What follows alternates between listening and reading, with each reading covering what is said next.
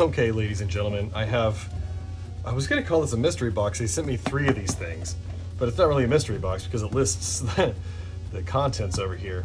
But really, it's one of 3 boxes from of Krikzz products from Everdrive.me or Everdrive me, whatever, however you want to pronounce that.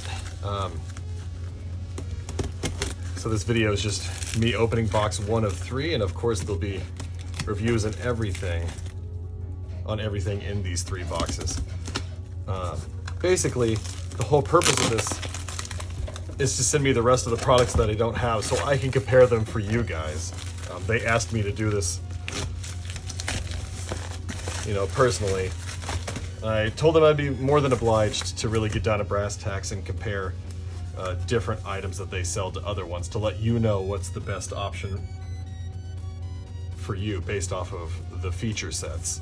So we're digging in here. Okay. Well, let's grab this one on the side here. What are you first? Which one are you?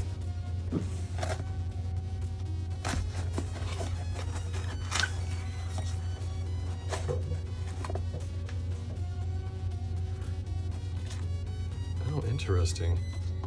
Wonder why this one has extra stickers for the front and the back.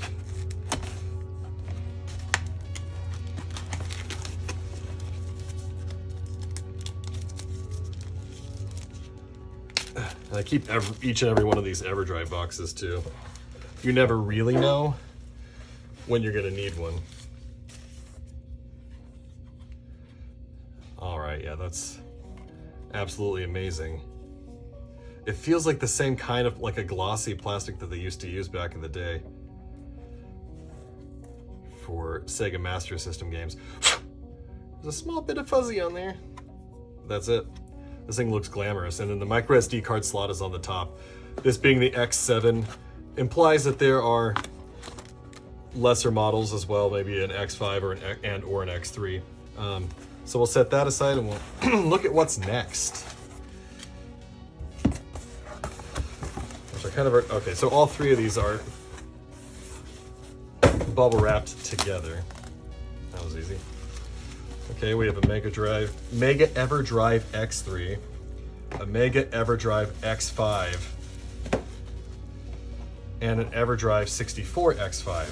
Now I have the X7 in this line, and I have the X7 of this. So what'll be interesting is comparing these 2 to the X7 that I already have with various games, ROMs, to see what the feature sets are, things of that nature. And then I'll do the exact same thing with this guy, comparing it to my Everdrive 64 X7. Let's open these up and see what they're like inside. Okay, standard fare. There's no manual or anything, and that's fine. I do like the gray color of this. I also really enjoy when they put the micro SD card slots on the side as opposed to the top. And let's look at the back here. It has the standard warnings. I think these might be the exact same things that are on the back of a standard Nintendo 64 cartridge. Power must be off before loading or removing a game pack. Do not rapidly turn the power switch on and off. This may cause backed up game packs to lose your stored game information. Okay, well that's unique to this cartridge. Do not blow on the edge connector or touch with your fingers. Okay, well, I gently accidentally grazed it, okay, guys? Sheesh. And finally, refer to the consumer information and precautions booklet for additional precautions and maintenance details.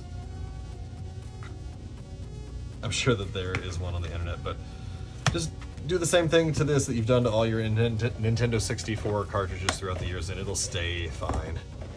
Now let's look at these guys and see if there's any differences between them aesthetically. I do notice that I'm guessing it's intentionally done this way. This one's a bit more orange and this one's a red tone.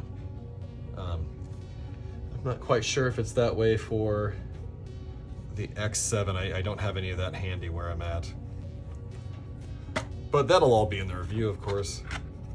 I do know, however, that the cartridge for the X7 looks just like these. You'll notice, actually, okay, so that means that these are just printed differently. because if you look at the cartridges, they are the same color. And not that the color difference is going to be what is the deciding factor. Ooh, there is a... Yeah, there is a QR code on these, presumably to take you to the page with all the information, whereas this one doesn't have that. And of course, the Sega Master System cartridge also does not. Let's take a look on the back.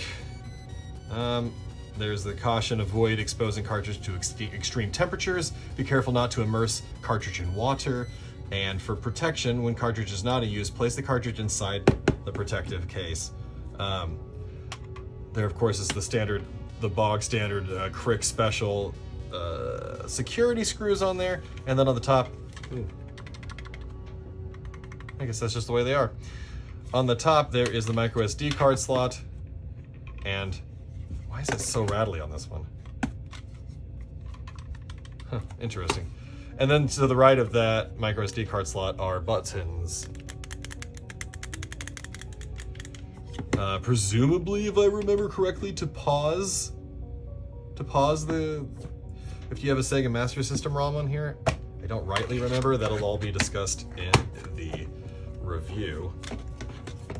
And of course, I always put the review in the description of these videos. So let's quickly look at the back sides of these three boxes.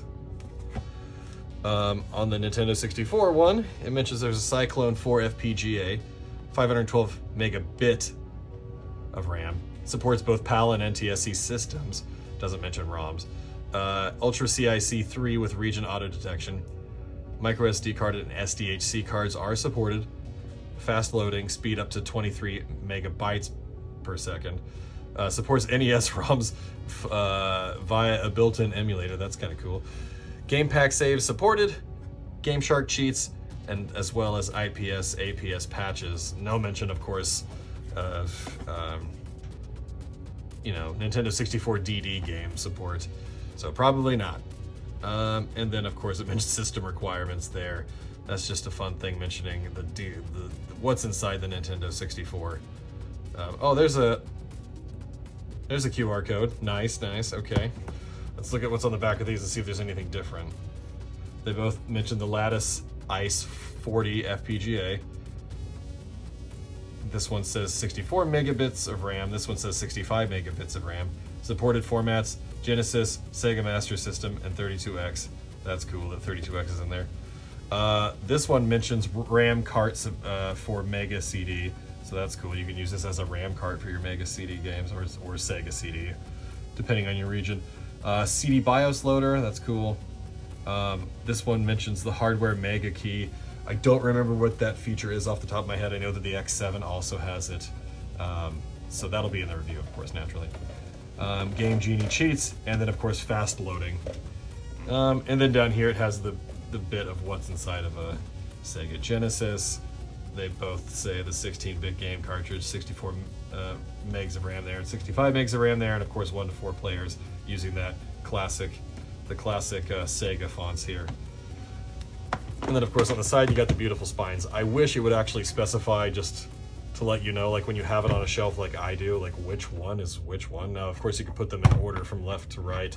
You're gonna know that that's the X3 and that's the X5.